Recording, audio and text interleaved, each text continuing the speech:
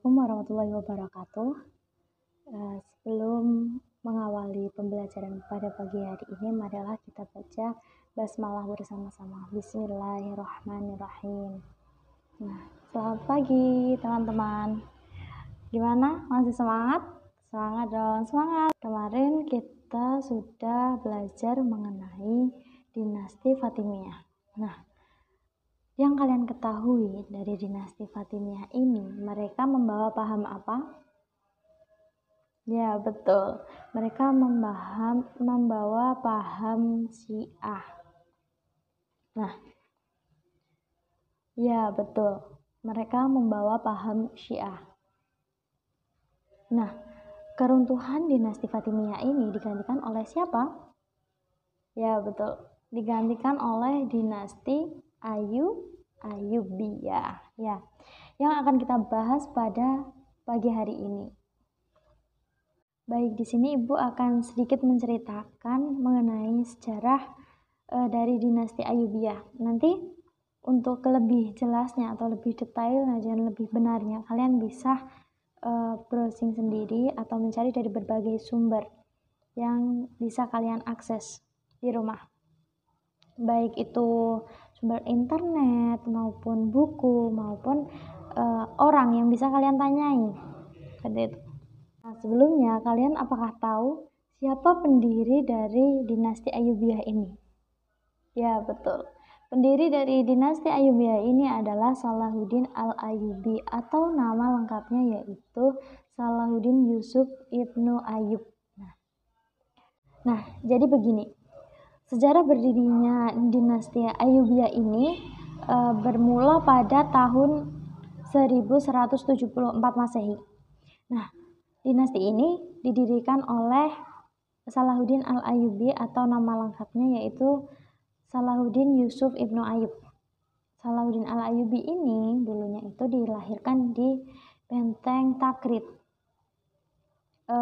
pada tahun 1137 Masehi, di mana Benteng Takrit ini dulu itu dipimpin oleh Khalifah Abbasiyah, yang pemimpinnya yaitu Sultan Nuruddin Mahmud.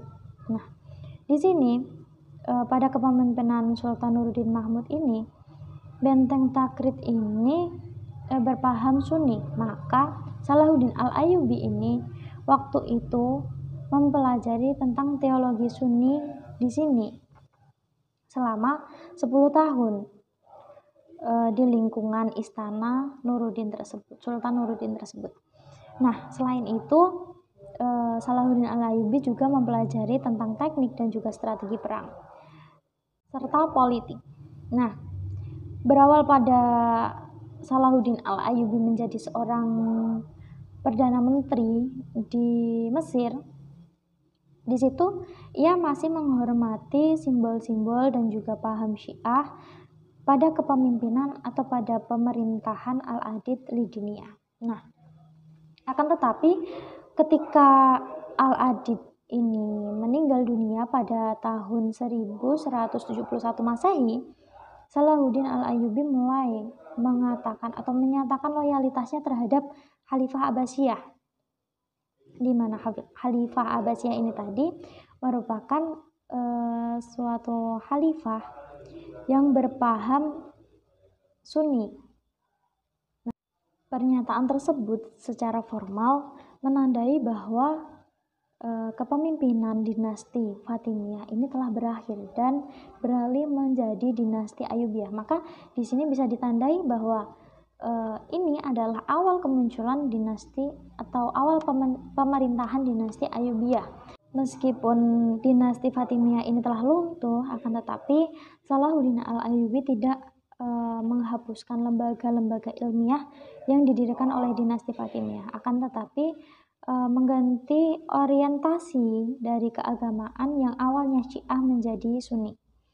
Nah, hal tersebut sesuai dengan perintah dari Sultan Nuruddin yang tadinya memerintah Salahuddin Al-Ayyubi sewaktu di Damaskus.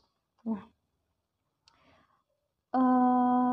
peruntuhan atau runtuhnya dinasti Fatimiyah ini itu juga salah satu perintah dari Sultan Nuruddin kepada Salahuddin Al-Ayyubi untuk mengembalikan kekuasaan negara muslim yang tadinya diambil oleh dinasti Fatimiyah dan dikembalikan pada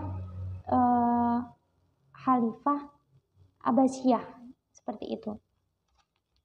Penaklukan Mesir oleh Salahuddin Al-Ayyubi pada tahun 1171 Masehi ini membuka jalan bagi pembentukan madhab-madhab Sunni di Mesir. Nah, Salahuddin Al-Ayyubi memberlakukan madhab Hanafi yang sebelumnya itu madhab Syafi'i. Untuk memaksimalkan atau mensolidkan kepemimpinannya, ia menggunakan keluarganya dan ia diasporakan atau ia sebarkan sebagai pemimpin-pemimpin dari wilayah-wilayah yang ia kuasai. Seperti contohnya, ia menjadikan pamannya itu sebagai penguasa yang menduduki Mesir hulu, seperti itu.